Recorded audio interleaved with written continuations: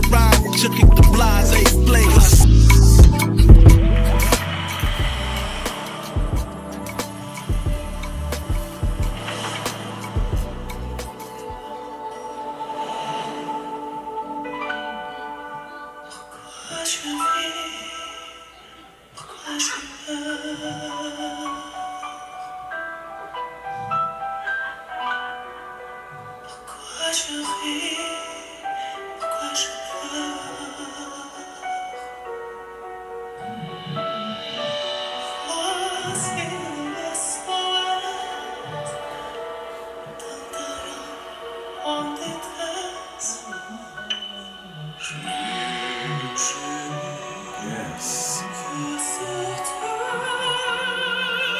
Wonderful, rich tones.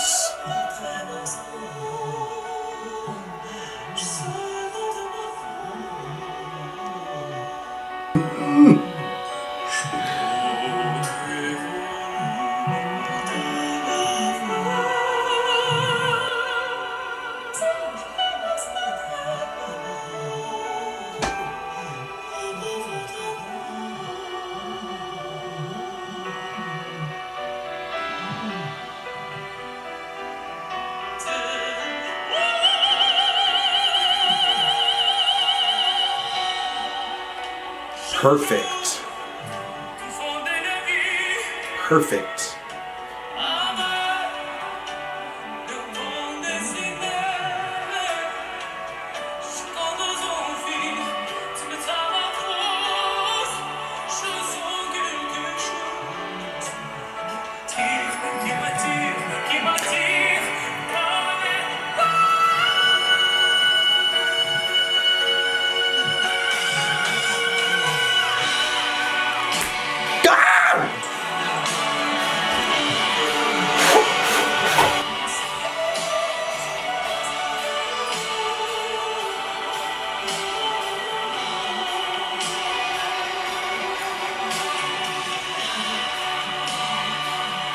Come on, emotion. I love it when an artist feels it.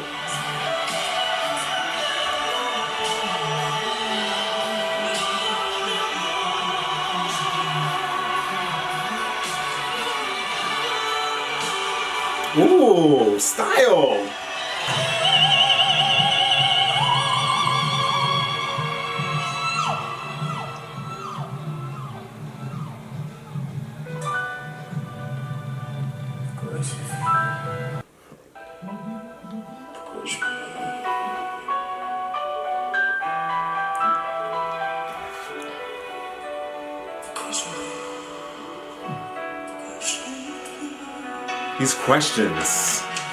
These questions are so deep.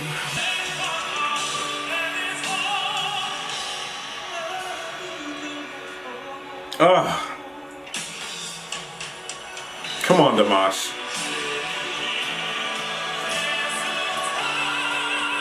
I've never had my feet on the ground.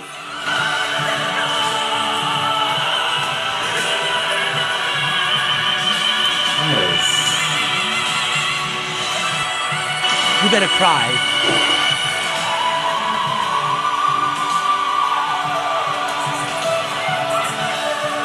He had it right here with it though. Ooh. Oh, he's on his knees.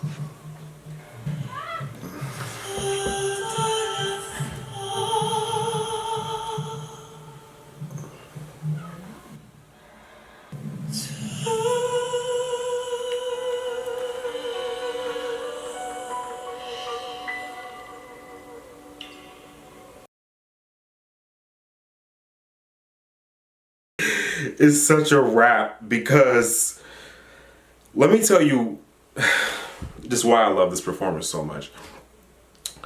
Let's just start at the knees. Dimash was on his knees because he actually understood the assignment. Dimash has this tendency to understand that the lyrics should be emoted physically as well. Not just through sound, not just through song, but through physicality. He understands how to move, right? And that is what moves the audience, right? Dimash is a real prime example for tenors especially, for how to exemplify your craft. When you know what you're effing doing, it's just gonna show it, right? You're not gonna have to like try to prove it or try to make people feel it. You're just gonna be on the ground on your knees like Dimash, okay? And really quick, I did want to hit on that stage fright because, you know, of course, Dimash didn't come out the womb just knowing how to do all of this. He obviously had to go through his phases of beginnership, apprenticeship, on stage fright, deer headlights, darling. But here he is now, wherever he is, darling, performing these shows. Once some headlights come on, or that big main stage light, that front and center stage light, Le stuck.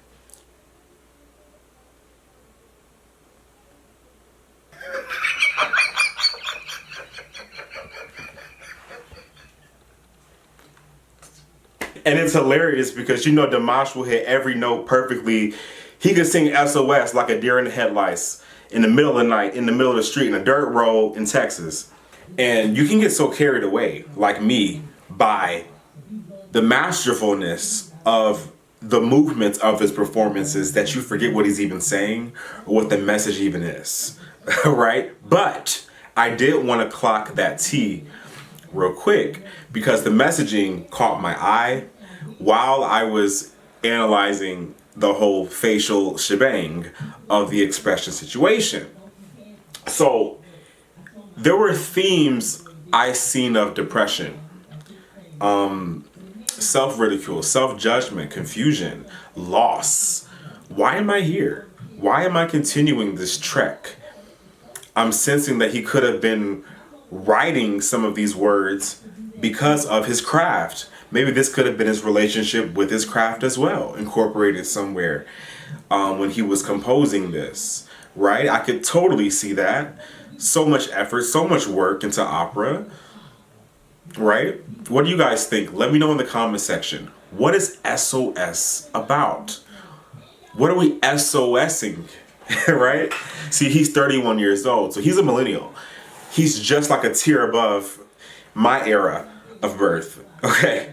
So him being a 31-year-old tenor with a successful career as a male, being able to transcend these octaves, darling, he's a role model.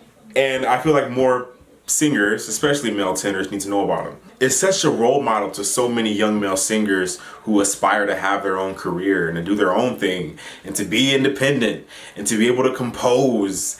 And people who still value good taste in music.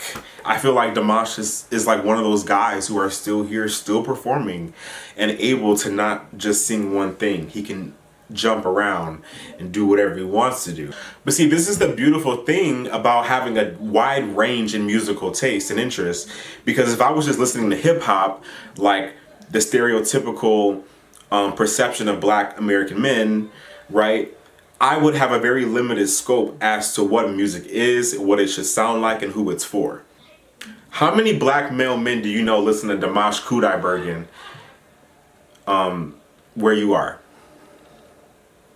Just based on the fact that we're all influenced by our catalogs that we consistently consume. And I wanted to hit on that because it plays into us being able to understand and value a great performance when we see it and it not just going over our heads. Because I don't think that you can teach good taste without this understanding. A consumerist reaction is very like, wow, that sounded good. Okay, but how was the tone? Look at how his face changed. So he's emotive.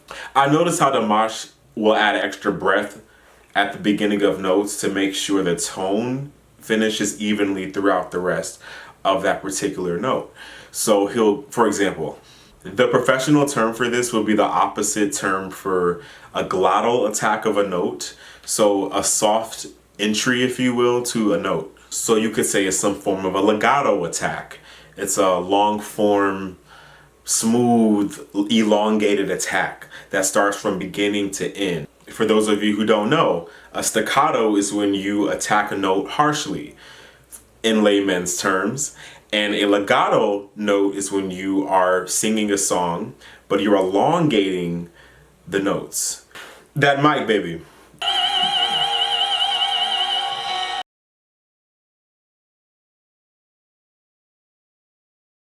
Dimash got a little bit diva with it when he was jerking the mic away from him to prevent, you know, any mistakes at the end of them legato notes. Because sometimes when you're singing a note, the air can kind of get shaky at the end. So a professional trick is to kind of whip it away real quick or to smoothly take it off so you can get that fade effect. Tenors tend to be really supported when we sing from our lower registers, but once we go higher, like Dimash does effortlessly, from our diaphragm, from our chest, to our nasality, all the way up to our head voice, it's been a journey, you know. It's been a whole lot of cracking. Ooh. Ow! Fuck. It's not Dimash, darling. So maintaining that consistent resonance throughout our registers tend to be where we struggle with the most. In the arpeggio phase of our vocal growth process. One of my favorite scales. Mi me ma mu mu. Mi me ma mu, mi me ma mu, mi me ma mu mu. Listen to how it's in my chest. Mi me ma mu, mi me ma mu, mi me ma mu mu. Mi me ma mu, mi me ma mu, mi me.